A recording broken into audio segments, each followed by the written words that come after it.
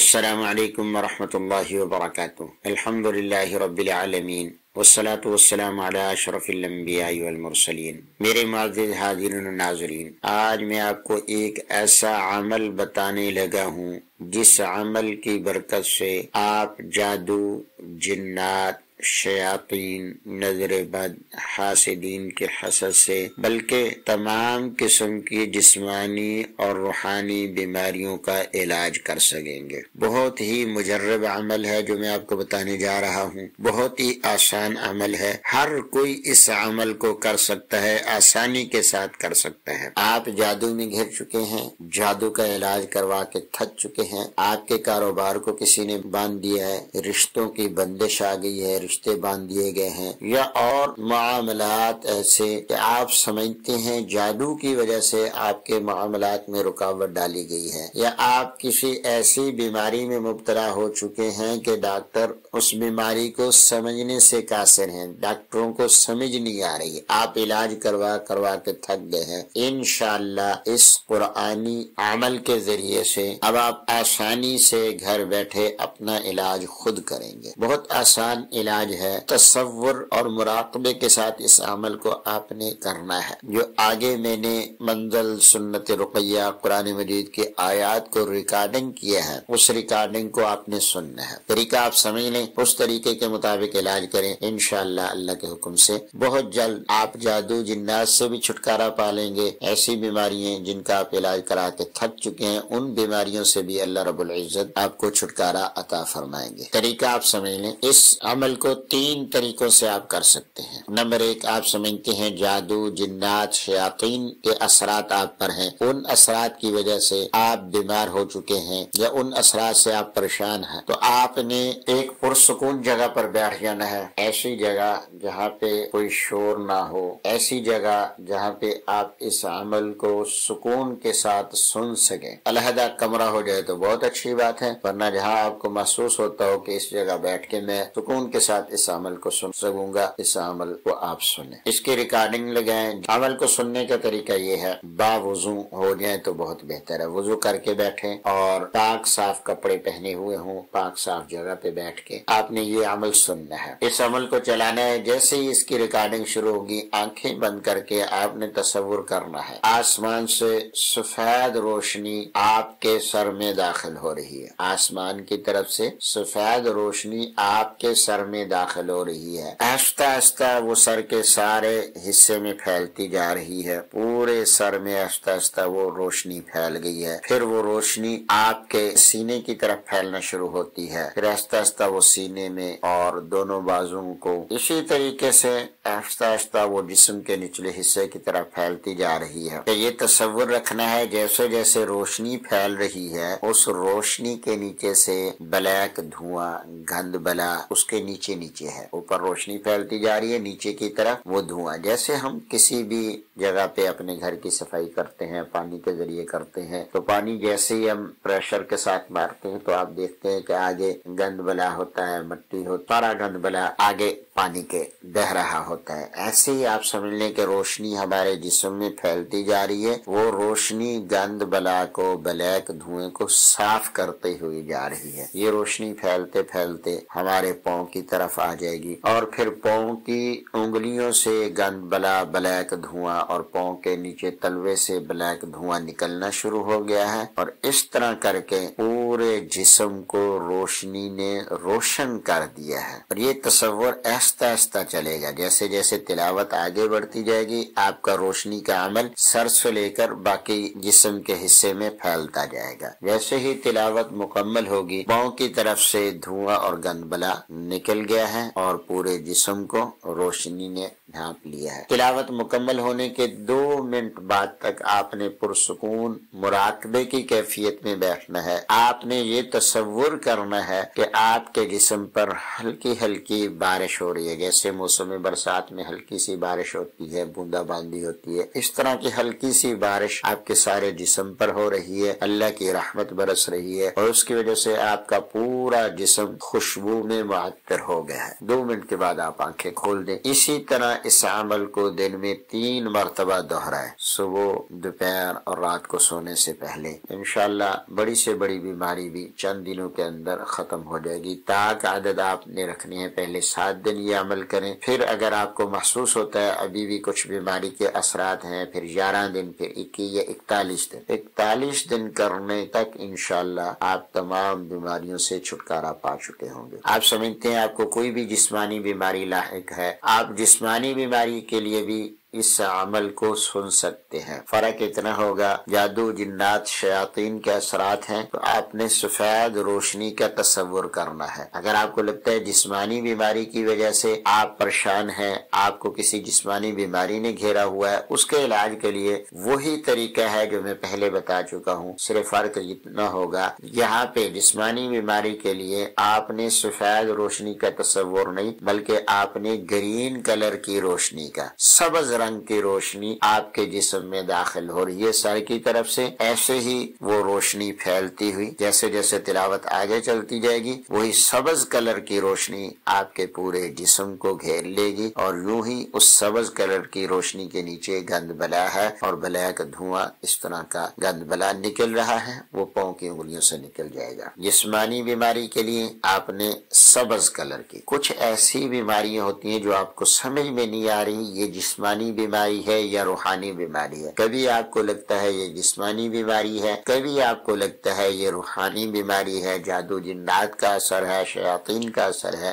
جس بیماری کے بارے میں آپ شک میں مبتلا ہو جائیں اس کا علاج کرتے ہوئے یہی آپ عمل سنیں، اور پھر آپ نے سفید اور گرین روشنی کے تصور کی بجائے آپ نے نیلے کلر کی روشنی، جیسے آسمانی کلر ہوتا ہے، آپ نے تصور میں اس روشنی کو رکھنا ہے کہ نیلے کلر کی، آسمانی کلر کی روشنی میرے سر کی طرف سے داخل ہو رہی ہے اور اس کے نیچے نیچے گند بلا ہے۔ جیسے پہلے 2 روشنیوں کے بارے میں نے بتایا کہ یہ تصور رکھنا ہے، اسی تصور کے ساتھ صرف یہ ہے کہ آپ روشنی کا نیلے کلر کا تصور کرتے ہوئے کہ وہ پورے جسم میں پھیل رہی ہے، آپ یہ عمل کریں۔ انشاءاللہ چند دن کے عمل سے آپ کو خود محسوس ہوگا کہ آپ کی بیماری جڑ سے ختم ہو گئی ہے۔ آپ خود بھی اس عمل کو کریں، صدقہ جاریہ سمجھتے ہوئے اپنے رشتہ داروں کو، دوست احباب کو بھی یہ عمل ضرور بتائیں۔ دعا ہے کہ اللہ تبارک و تعالی ہم سب کو تمام قسم کی بیماریوں سے محفوظ رکھیں۔ اب آپ یہ عمل سنیں۔ والسلام ورحمۃ اللہ وبرکاتہ۔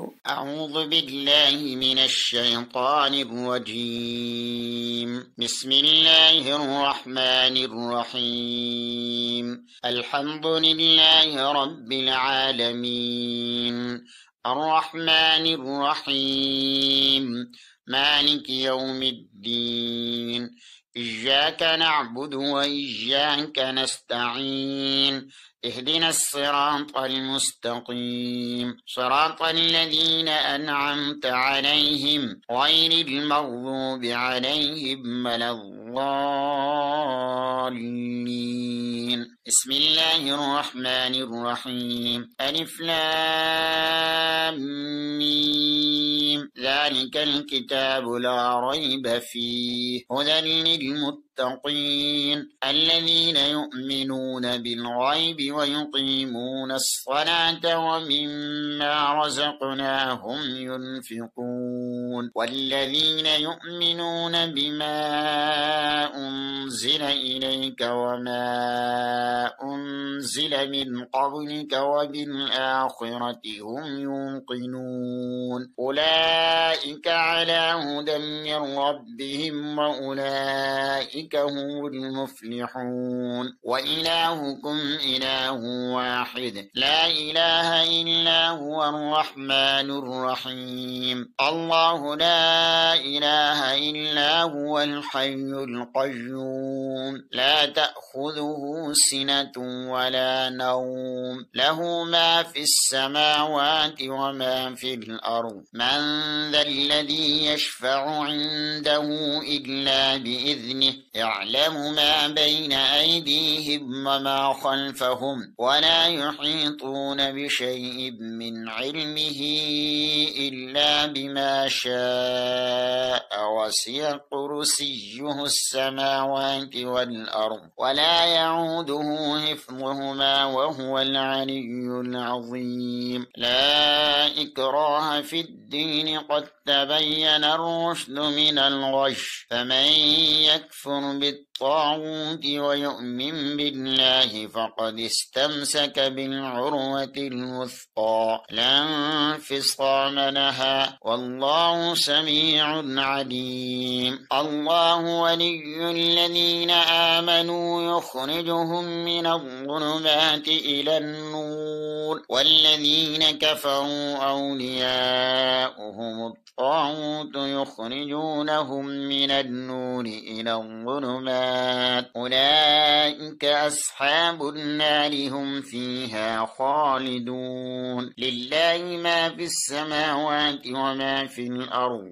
وإن تبدوا ما في أنفسكم أو تخفوه يحاسبكم به الله فيغفر لمن يشاء ويعذب من يشاء والله على كل شيء قدير. آمن الرسول بما أنزل إليه من ربه والمؤمنون كل آمن بالله وملائكته وكتبه ورسله لا نفرق بين أحد من رسله وقالوا سمعنا وأطعنا غفرانك ربنا وإليك المصير. لا يكلف الله نفسا إلا وسعها لها ما كسبت وعليها ما اكتسبت ربنا لا تؤاخذنا إن نسينا أو أخطأنا ربنا ولا تحمل علينا إصرا كما حملته على الذين من قبلنا ربنا ولا تحملنا ما لا طاقة لنا به واعف عنا واغفر لنا وارحمنا أنت مولانا فانصرنا على القوم الكافرين. شهد الله أنه لا إله إلا هو والملائكة وأولو العلم قائما بالقسط لا إله إلا هو العزيز الحكيم. قل اللهم مالك الملك تؤتي الملك من تشاء وتنزع الملك ممن تشاء وتعز من تشاء وتذل من تشاء بيدك الخير إنك على كل شيء قدير. تولج الليل في النهار وتولج النهار في الليل وتخرج الحي من الميت وتخرج الميت من الحي وترزق من تشاء بغير حساب. إن ربكم الله الذي خلق السماوات والأرض في 6 أيام ثم استوى على العرش يغشي الليل النهار يطلبه حسيسا والشمس والقمر والنجوم مسخرات بأمره ألا له الخلق والأمر تبارك الله رب العالمين. ادعوا ربكم تضرعا وخفية إنه لا يحب المعتدين. ولا تفسدوا في الأرض بعد إصلاحها وادعوه خوفا وطمعا إن رحمة الله قريب من المحسنين. قل ادعوا الله أو ادعوا الرحمن أيما تدعوا فله الأسماء الحسنى ولا تجهر بصلاتك ولا تخافت بها وابتغ بين ذلك سبيلا. وقل الحمد لله الذي لم يتخذ ولدا ولم يكن له شريك في الملك ولم يكن له ولي من الذل وكبره تكبيرا. أفحسبتم أنما خلقناكم عبثا وأنكم إلينا لا ترجعون. فتعالى الله الملك الحق لا إله إلا هو رب العرش الكريم. ومن يدع مع الله إلها آخر لا برهان له به فإنما حسابه عند ربه إنه لا يفلح الكافرون. وقل رب اغفر وارحم وأنت خير الراحمين. بسم الله الرحمن الرحيم. والصافات صفا فالزاجرات زجرا فالتاليات ذكرا إن إلهكم لواحد رب السماوات والأرض وما بينهما ورب المشارق إنا زينا السماء الدنيا بزينة الكواكب وحفظا من كل شيطان مارد لا يسمعون إلى الملأ الأعلى ويقذفون من كل جانب دحورا ولهم عذاب واصب إلا من خطف الخطفة فأتبعه شهاب ثاقب فاستفتهم أهم أشد خلقا أم من خلقنا إنا خلقناهم من طين لازب يا معشر الجن والإنس إن استطعتم أن تنفذوا من أقطار السماوات والأرض فانفذوا لا تنفذون إلا بسلطان فبأي آلاء ربكما تكذبان يرسل عليكما شواظ من نار ونحاس فلا تنتصران فبأي آلاء ربكما تكذبان فإذا انشقت السماء فكانت وردة كالدهان فبأي آلاء ربكما تكذبان فيومئذ لا يسأل عن ذنبه إنس ولا جان فبأي آلاء ربكما تكذبان لو أنزلنا هذا القرآن على جبل لرأيته خاشعا متصدعا من خشية الله وتلك الأمثال نضربها للناس لعلهم يتفكرون هو الله الذي لا إله إلا هو عالم الغيب والشهادة هو الرحمن الرحيم هو الله الذي لا إله إلا هو الملك القدوس السلام المؤمن المحيمن العزيز الجبار المتكبر سبحان الله عما يشركون هو الله الخالق البارئ المصور له الأسماء الحسنى يسبح له ما في السماوات والأرض وهو العزيز الحكيم بسم الله الرحمن الرحيم قل أوحي إلي أنه استمع نفر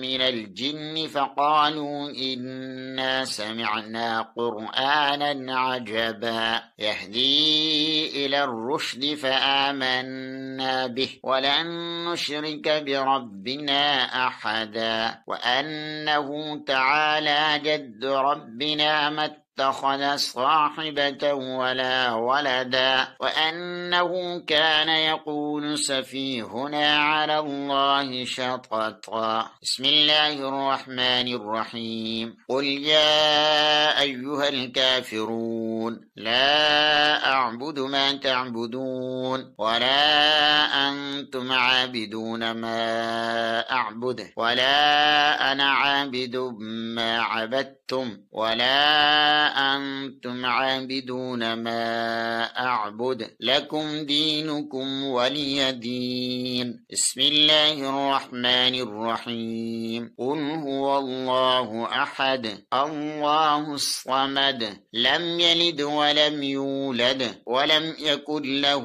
كفوا أحد بسم الله الرحمن الرحيم قل أعوذ برب الفلق من شر ما خلق خلق ومن شر غاسق إذا وقب ومن شر النفاثات في العقد ومن شر حاسد إذا حسد. بسم الله الرحمن الرحيم. قل أعوذ برب الناس ملك الناس إله الناس من شر الوسواس الخناس الذي يوسوس في صدور الناس من الجنة والناس. صدقت يا رب العالمين. بسم الله الرحمن الرحيم. الحمد لله رب العالمين الرحمن الرحيم مالك يوم الدين إياك نعبد وإياك نستعين اهدنا الصراط المستقيم صراط الذين أنعمت عليهم غير المغضوب عليهم ولا الضالين. بسم الله الرحمن الرحيم. الحمد لله رب العالمين الرحمن الرحيم مالك يوم الدين إياك نعبد وإياك نستعين اهدنا الصراط المستقيم صراط الذين أنعمت عليهم غير المغضوب عليهم ولا الضالين. بسم الله الرحمن الرحيم. الحمد لله رب العالمين الرحمن الرحيم مالك يوم الدين إياك نعبد وإياك نستعين اهدنا الصراط المستقيم صراط الذين أنعمت عليهم غير المغضوب عليهم ولا الضالين. بسم الله الرحمن الرحيم. الحمد لله رب العالمين الرحمن الرحيم مالك يوم الدين إياك نعبد وإياك نستعين اهدنا الصراط المستقيم صراط الذين أنعمت عليهم غير المغضوب عليهم ولا الضالين. بسم الله الرحمن الرحيم. الحمد لله رب العالمين الرحمن الرحيم مالك يوم الدين إياك نعبد وإياك نستعين اهدنا الصراط المستقيم صراط الذين أنعمت عليهم غير المغضوب عليهم ولا الضالين. بسم الله الرحمن الرحيم. الحمد لله رب العالمين الرحمن الرحيم مالك يوم الدين إياك نعبد وإياك نستعين اهدنا الصراط المستقيم صراط الذين أنعمت عليهم غير المغضوب عليهم ولا الضالين. بسم الله الرحمن الرحيم. الحمد لله رب العالمين الرحمن الرحيم مالك يوم الدين إياك نعبد وإياك نستعين اهدنا الصراط المستقيم صراط الذين أنعمت عليهم غير المغضوب عليهم ولا الضالين. بسم الله الرحمن الرحيم. الله لا إله إلا هو الحي القيوم لا تأخذه سنة ولا نوم له ما في السماوات وما في الأرض من ذا الذي يشفع عنده إلا بإذنه يعلم ما بين أيديهم وما خلفهم ولا يحيطون بشيء من علمه إلا بما شاء وسع كرسيه السماوات والأرض ولا يئوده حفظهما وهو العلي العظيم. آمن الرسول بما أنزل إليه من ربه والمؤمنون كل آمن بالله وملائكته وكتبه ورسله لا نفرق بين أحد من رسله وقالوا سمعنا وأطعنا غفرانك ربنا وإليك المصير. لا يكلف الله نفسا إلا وسعها لها ما كسبت وعليها ما اكتسبت ربنا لا تؤاخذنا إن نسينا أو أخطأنا ربنا ولا تحمل علينا إصرا كما حملته على الذين من قبلنا ربنا ولا تحملنا ما لا طاقة لنا به واعف عنا واغفر لنا وارحمنا أنت مولانا فانصرنا على القوم الكافرين. لو أنزلنا هذا القرآن على جبل لرأيته خاشعا متصدعا من خشية الله وتلك الأمثال نضربها للناس لعلهم يتفكرون. والله الذي لا إله إلا هو عالم الغيب والشهادة هو الرحمن الرحيم. والله الذي لا إله إلا هو الملك القدوس السلام المؤمن المهيمن العزيز الجبار المتكبر سبحان الله عما يشركون. والله الخالق البارئ المصور له الأسماء الحسنى يسبح له ما في السماوات والأرض وهو العزيز الحكيم. بسم الله الرحمن الرحيم. قل يا أيها الكافرون لا أعبد ما تعبدون ولا أنتم عابدون ما أعبد ولا أنا عابد ما عبدتم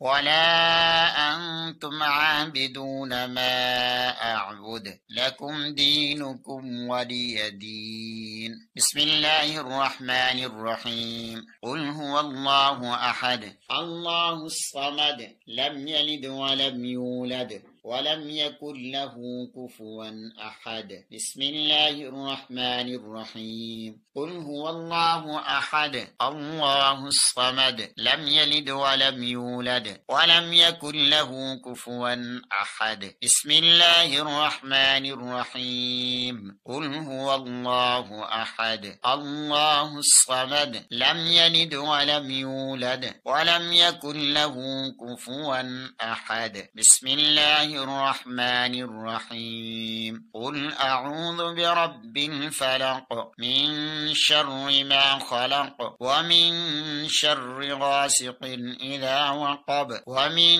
شر النفاثات في العقد ومن شر حاسد إذا حسد. بسم الله الرحمن الرحيم. قل أعوذ برب الفلق من شر ما خلق ومن شر غاسق إذا وقب ومن شر النفاثات في العقد ومن شر حاسد إذا حسد. بسم الله الرحمن الرحيم. قل أعوذ برب الفلق من شر ما خلق ومن شر غاسق إذا وقب ومن شر النفاثات في العقد ومن شر حاسد إذا حسد. بسم الله الرحمن الرحيم. قل أعوذ برب الناس ملك الناس إله الناس من شر الوسواس الخناس الذي يوسوس في صدور الناس من الجنة والناس. بسم الله الرحمن الرحيم. قل أعوذ برب الناس ملك الناس إله الناس من شر الوسواس الخناس الذي يوسوس في صدور الناس من الجنة والناس. بسم الله الرحمن الرحيم. قل أعوذ برب الناس ملك الناس إله الناس من شر الوسواس الخناس الذي يوسوس في صدور الناس من الجنة والناس. اللهم رب الناس أذهب البأس اشف أنت الشافي لا شفاء إلا شفاؤك شفاء لا يغادر سقما. اللهم رب الناس أذهب البأس اشف أنت الشافي لا شفاء إلا شفاؤك شفاء لا يغادر سقما. اللهم رب الناس أذهب البأس اشف أنت الشافي لا شفاء إلا شفاؤك شفاء لا يغادر سقما. بسم الله أرقيك من كل شيء يؤذيك من شر كل نفس أو عين حاسد له يشفيك. بسم الله أرقيك. بسم الله أرقيك من كل شيء يؤذيك من شر كل نفس أو عين حاسد له يشفيك. بسم الله أرقيك. بسم الله أرقيك من كل شيء يؤذيك من شر كل نفس أو عين حاسد له يشفيك. بسم الله أرقيك. أسأل الله العظيم رب العرش العظيم أن يشفيك. أسأل الله العظيم رب العرش العظيم أن يشفيك. أسأل الله العظيم رب العرش العظيم أن يشفيك. أسأل الله العظيم رب العرش العظيم أن يشفيك. أسأل الله العظيم رب العرش العظيم أن يشفيك. أسأل الله العظيم رب العرش العظيم أن يشفيك. أسأل الله العظيم رب العرش العظيم أن يشفيك. بسم الله بسم الله بسم الله. أعوذ بعزة الله وقدرته من شر ما أجد وأحاضر. أعوذ بعزة الله وقدرته من شر ما أجد وأحاضر. أعوذ بعزة الله وقدرته من شر ما أجد وأحاضر. أعوذ بعزة الله وقدرته من شر ما أجد وأحاضر. أعوذ بعزة الله وقدرته من شر ما أجد وأحاضر. أعوذ بعزة الله وقدرته من شر ما أجد وأحاضر. أعوذ بعزة الله وقدرته من شر ما أجد وأحاضر. أعوذ بكلمات الله التامة من شر ما خلق. أعوذ بكلمات الله التامة من شر ما خلق. أعوذ بكلمات الله التامة من شر ما خلق.